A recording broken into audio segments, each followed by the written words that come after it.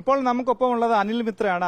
ഹരിപ്പാട് നഗരസഭയുടെ വൈസ് ചെയർമാനാണ്. അദ്ദേഹത്തിന് ചില കാര്യങ്ങൾ കൂടി പറയാനുണ്ട്. ചേട്ടാ, ഇത് പൊളിക്കാനുള്ള എന്തെങ്കിലും അനുമതിയോ അല്ലെങ്കിൽ അങ്ങനെ എന്തെങ്കിലും ഓർഡർ ഉണ്ടോ? ശ്രീ അശോകന്റെ കട പൊളിക്കാൻ വേണ്ടി ഒരു നോട്ടീസും ഇതുവരെ കൊടുത്തിട്ടില്ല. അത് അറിയാൻ കഴിയുന്നത് അങ്ങനെയാണ്. അശോകന് തൊട്ട് അപ്പുറത്തുള്ള കെട്ടിടം അവർ വിലയ്ക്ക് വാങ്ങിച്ചു, അത് പൊളിക്കാനുള്ള അധികാരം അവർക്കുണ്ട്. പക്ഷേ അശോകന്റെ സ്വന്തം ഭൂമിയിൽ, അരസന്റെ ഭൂമിയിലിരിക്കുന്ന, അവന്റെ ഭൂമിയിലിരിക്കുന്ന കട പൊളിക്കാൻ ആര് അധികാരം കൊടുത്തെന്നാണ് ചോദിക്കുന്നത്. സെക്രട്ടറിക്ക് അങ്ങനെ മുനിസിപ്പൽ കൌൺസിലർ, വൈസ് ചെയർമാൻ എന്നുള്ള ഞാൻ അറിഞ്ഞില്ല. ചെയർപേഴ്സൺ ഇന്നലെ ഈ സമരസ്ഥലത്തുണ്ടായിരുന്നു. ബാക്കി 15 കൌൺസിലർമാരുണ്ടായിരുന്നു വിവിധ കക്ഷികളുടെ. ഞങ്ങൾ ആരും ആ കൌൺസിലിൽ അറിഞ്ഞിട്ടില്ല, ഉദ്യോഗസ്ഥരൊട്ട് അറിഞ്ഞിട്ടില്ല, ബാക്കി താഴെ തട്ടുള്ള ഒരു ഉദ്യോഗസ്ഥനും അറിഞ്ഞില്ല. ഇത് സെക്രട്ടറി ഉണ്ടാക്കിയ ഒരു ഇവര് ശ്രീവത്സവമായിട്ട് ചേർന്ന് ഈ മുതലാളിമാരുമായിട്ട് ചേർന്നുള്ള ഒരു പ്രവർത്തനമാണെന്നാണ് ഞങ്ങളുടെ സംശയം. ഇപ്പോൾ ഒരു കെട്ടിടം പൊളിക്കാൻ കൊടുത്തല്ലോ, അതെന്തിനാ പൊളിക്കാൻ? അത് ഇവരുടെ ഈ വഴി മുൻവശം ഓണക്കച്ചവടമാണ്.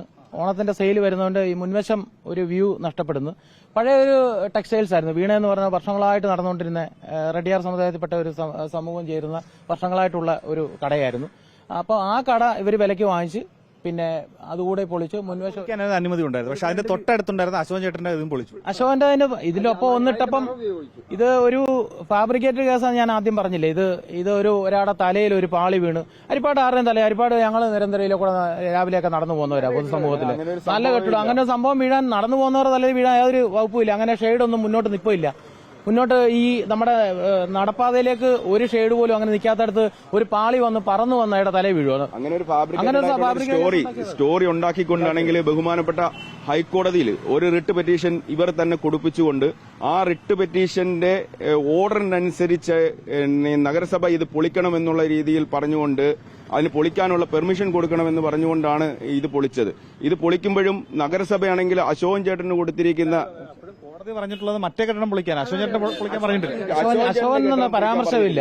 അശോകൻ എന്നുള്ള വ്യക്തിയുടെ ഒരു പരാമർശം ആ നോട്ടീസിനകത്ത് വന്നിട്ടില്ല, കോടതിയുടെ ഉത്തരവിനകത്തുമില്ല. അതില് ആളുകളെ ശ്രീവത്സവത്തിന്റെ ഏജന്റായി നിൽക്കുന്ന ചേറായി ഷാജി എന്ന ആളും അയാളുടെ ഡ്രൈവറും ചേർന്നിട്ടാണ് ഇതിപ്പോ ഈ ഫാബ്രിക്കേറ്റ് ചെയ്തിട്ടുള്ളത്. അയാളുടെ ഡ്രൈവറിന്റെ തലയിൽ കല്ല് വീണു എന്ന് പറഞ്ഞിട്ടാണ് നഗരസഭയിലും ഹൈക്കോടതിയിലും പരാതിക്ക് പോയിട്ടുള്ളത്. അത് ഹരിപ്പാട്ടുകാർക്ക് എല്ലാവർക്കും അറിയാം ഇത് ഫാബ്രിക്കേറ്റഡ് ആയിട്ടുള്ളൊരു കേസാണെന്ന്. ഇപ്പോൾ കേരളത്തിൽ കേട്ടുകേൾവി ഇല്ലാത്ത ഒരു, നമ്മൾ ഉത്തരേന്ത്യയിലൊക്കെ കേട്ടിട്ടുള്ള രീതിയിലാണ് ഒരു പാതിരാത്രിക്ക് ഒരു ആളുടെ ഉപജീവന മാർഗമായിട്ടുള്ള കട JCB കൊണ്ടുവന്ന് പൊളിക്കുന്ന ഒരു സാഹചര്യം. അതിൽ ഉപയോഗിച്ചിരിക്കുന്നത് അശോകൻ എന്ന ഈ വ്യക്തിയുടെ അജ്ഞതയാണ്. അയാൾക്ക് ഇതിനെക്കുറിച്ച് വലിയ നിയമപരമായിട്ടുള്ള അറിവൊന്നും ഇല്ലാത്ത ആളാണ്. അപ്പൊ അയാളെ അതിലേക്ക് കുടുക്കിക്കൊണ്ടാണ് ഇപ്പോൾ ഇതിൽ ഇങ്ങനെ ഒരു പൊളിക്കുന്ന സംഭവത്തിലേക്ക് എത്തിച്ചിട്ടുള്ളത്. അദ്ദേഹം പിന്നെ ഞങ്ങൾ ശക്തമായി ഇവിടെ ഒരു രാഷ്ട്രീയ കക്ഷികളുടെയും വ്യത്യാസമില്ല. ഇന്നലെ തന്നെ DYFI യൂത്ത് കോൺഗ്രസും എല്ലാം ചേർന്ന് ഇവിടെ തന്നെ കട സ്ഥാപിച്ചുകൊണ്ട് അദ്ദേഹത്തിന് കച്ചവടം ചെയ്യാനുള്ള സാഹചര്യം ഒരുക്കി കൊടുത്തിരിക്കുകയാണ്. കടക്കാർ ചെയ്തതിൽ എന്തെങ്കിലും പ്രതിഷേധ പരിപാടികളൊക്കെ ഉണ്ടോ?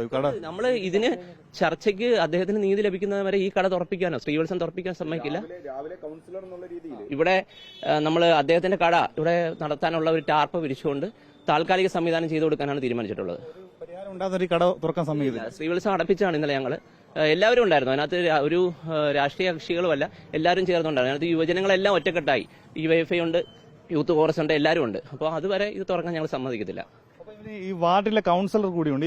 ഈ വിഷയം നേരത്തെ തന്നെ ചേട്ടൻ അറിയാമായിരുന്നു. ഈ വിഷയം ഇന്നലെ രാവിലെയാണ് അശോകൻ ചേട്ടൻ എന്നെയാണെങ്കിൽ ധരിപ്പിക്കുന്നത്. ഞാൻ ഉടനെ തന്നെയാണെങ്കിൽ ഞാൻ ഇവിടേക്ക് എത്തിയതിന് ശേഷമാണെങ്കിൽ ഞാൻ ഇവരുടെ ഉത്തരവാദിത്തപ്പെട്ട ഇവിടുത്തെ മാനേജരോട് ഞാൻ സംസാരിച്ചു. മാനേജരോട് സംസാരിച്ചപ്പോഴത്തേക്ക് മാനേജർ എന്നോട് വളരെ ധിക്കാരപരമായ രീതിയിലാണ്, കുറെ ഗുണ്ടകളോടെ ചേർന്നുകൊണ്ടാണെങ്കിൽ താൻ ആരാണ് എന്നുള്ള രീതിയിലാണ് എന്നോട് പെരുമാറിയത്. ഞാൻ പറഞ്ഞ് നിങ്ങളാണെങ്കിൽ 2 കുറ്റങ്ങളാണ് ചെയ്തിരിക്കുന്നത്. ഒന്ന്, അശോകൻ ചേട്ടന്റെ അനുവാദമില്ലാതെ അശോകൻ ചേട്ടന്റെ പ്രോപ്പർട്ടിയിൽ നിന്നിരുന്ന സ്ഥാപനം പൊളിച്ചു മാറ്റിയിരിക്കുന്നു.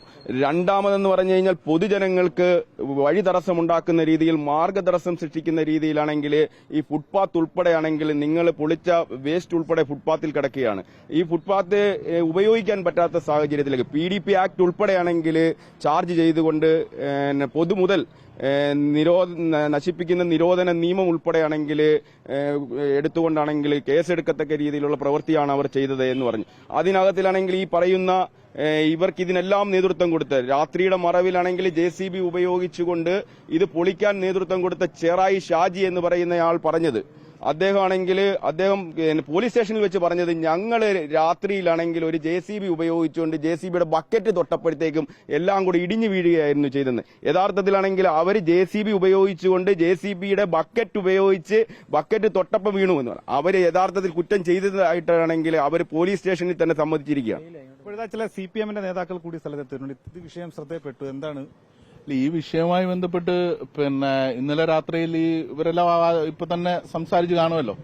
ഇതിനകത്ത് രാഷ്ട്രീയത്തിന് അതീതമായി ഹരിപ്പാട്ടെ മുഴുവൻ ജനപ്രതിനിധികൾ, നഗരസഭാ കൌൺസിലർമാരെല്ലാവരും ഉണ്ട്, ബ്ലോക്ക് പഞ്ചായത്തിന്റെ പ്രസിഡന്റ് ഉണ്ട്, നഗരസഭയുടെ വൈസ് ചെയർമാനുണ്ട്, ചെയർപേഴ്സൺ ഉൾപ്പെടെ ഇന്നലെ സ്ഥലത്തുണ്ടായിരുന്നു. ബഹുമാനപ്പെട്ട കേരള ഹൈക്കോടതിയെ തെറ്റിദ്ധരിപ്പിച്ചു.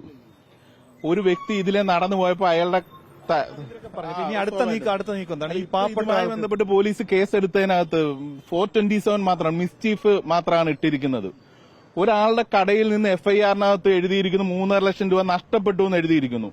3.5 ലക്ഷം രൂപ നഷ്ടപ്പെടുമ്പോൾ അതിനകത്ത് മോഷണം ഇടണ്ടേ? പഴയ 380 പുതിയ BNS പ്രകാരം 305 സെഷൻ ഇട്ട് കേസെടുക്കണം. അപ്പൊ പ്രതിക്ക് ജാമ്യം കിട്ടിപ്പോണമെന്നുള്ള തരത്തിലാണ് ഹരിപ്പാട്ടെ പോലീസ് ഇതിനകത്ത്. പോലീസ് ഇന്നലെ സമ്മർദ്ദം ഉണ്ടായപ്പോൾ കേസെടുത്തു. ചർച്ച ചെയ്യാൻ വേണ്ടി പോലീസ് സമീപനം സ്വീകരിച്ചു. ആഭ്യന്തരമന്ത്രിയുടെ സ്ഥലം കൂടിയായിട്ട് അദ്ദേഹത്തിന്റെ ഇടപെടലൊക്കെ വന്നതിന് പോലീസ് ശക്തമായിട്ടൊക്കെ നിന്ന് കേസെടുത്തു എന്ന് പറയുമ്പോൾ എല്ലാവരെയും പറ്റിക്കുന്ന സമീപനം അതിനകത്ത് സ്വീകരിക്കുകയാണ്.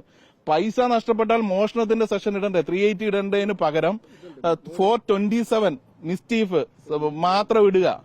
അത് പ്രതിക്ക് അറസ്റ്റ് ചെയ്യപ്പെട്ട പ്രതിക്ക് സഹായകരമായിട്ടുള്ള സ്റ്റാൻഡ്. എന്ത് ധൈര്യത്തിന്റെ അടിസ്ഥാനത്തിലാണ് പണം ഉണ്ടെന്നും പറഞ്ഞുകൊണ്ട് ഇവിടെയുള്ള സാധാരണക്കാരെല്ലാവരും ഉണ്ട്. കാരണം വർഷങ്ങൾ അപ്പൂപ്പൻ കാലം തൊട്ട് ഇവിടുത്തെ ശീതള പാനീയം കുടിക്കുന്ന ആളുകളായിരുന്നു. അതുകൊണ്ട് തന്നെ സ്വാഭാവികമായി നീതിയല്ല, ഒരു സാധാരണക്കാരായ മനുഷ്യനോട് അദ്ദേഹത്തോട് ചെയ്ത ഏറ്റവും നീതി നിഷേധം, അദ്ദേഹത്തിന്റെ കുടുംബം പോലും ഇല്ല, അതായത് അദ്ദേഹത്തിന്റെ വരുമാന മാർഗം അടക്കം ഇല്ലാതാകുന്ന രീതിയാണ്. അപ്പൊ അതിനെതിരെ വലിയ പ്രതിഷേധമുണ്ട്. ഇവിടെ എന്താണെങ്കിലും ഈ കട ശ്രീവത്സം എന്ന കട ഇന്ന് തുറപ്പിക്കാനോ അല്ലെങ്കിൽ ഇതിന് പരിഹാരം ഉണ്ടാകുന്നത് വരെ തുറന്ന് പ്രവർത്തിക്കാൻ അനുവദിക്കില്ല എന്നാണ് ഇവിടെ എത്തിയ യൂത്ത് കോൺഗ്രസിന്റെയും DYFI നേതാക്കളുടെയും തീരുമാനം. പൂർണ്ണ പിന്തുണയോടെ ഇവിടെയുള്ള ആളുകളുണ്ട്. ഒപ്പം തന്നെ ഈ അദ്ദേഹത്തിന് കട നിർമ്മിക്കുന്നത് വരെ ഇവിടെ ഒരു ടാർപ്പാളിൻ കെട്ടി, അതായത് ഇവിടെ ഒരു ടാർപ്പാളിൻ കെട്ടി അദ്ദേഹത്തിന് കട നിർമ്മിക്കാൻ, അതാണ് നമ്മൾ ഈ കാണുന്നത്, ഈ തട്ട് കെട്ടി, അതായത് ഈ കടയ്ക്ക് പകരം ഇവിടെ ഈ തട്ട് കെട്ടി ഇവിടെ ഈ സോഡ നാരങ്ങ അടക്കമുള്ള കാര്യങ്ങൾ, അതാണ് അദ്ദേഹത്തിന്റെ കട. ഈ സോഡ നാരങ്ങയ്ക്കാണ് ഇവിടെ ഏറ്റവും വലിയ ഡിമാൻഡ്. ഇവിടെ ആളുകൾ ഒരുപക്ഷെ ഈ ശ്രീവത്സം എന്ന കടയേക്കാൾ ഉപരി ആളുകൾ കൂടുതൽ എത്തുന്നത് ഈ കടയിലെത്തിയാണ് ആ ആളുകൾ വെള്ളം കുടിക്കുന്നത്. അങ്ങനെ